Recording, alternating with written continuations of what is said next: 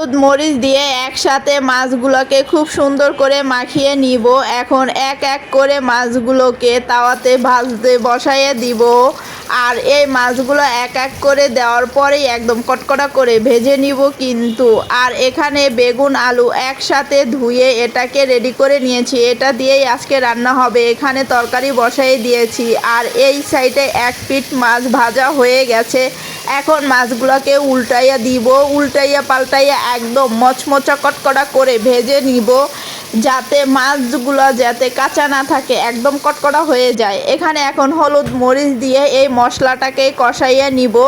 এখানে হচ্ছে আমি তরকারি এক সাইডে বসাই দিছি, আর এক সাইডে হচ্ছে মাছটাকে ভেজে নিচ্ছি। এটাই হচ্ছে সুবিধা কারেন্টের চুলা। আর যেহেতু সিলিন্ডার ব্যবহার করি, আমি সিলিন্ডারে মাছ ভাজতেছি। আর এখানে তরকারিটা কষাইয়া সব কিছু মশলা দেওয়ার পরে আলু বেগুন দিয়ে সুন্দর করে এটাকে এখন কষিয়ে নিব। কষানো হয়ে গেলেই কিন্তু ওখানে মাছগুলোও কিন্তু ভাজতে দিয়ে দিছি। দেখুন একসাথে দুইটা কাজ হয়ে গেল।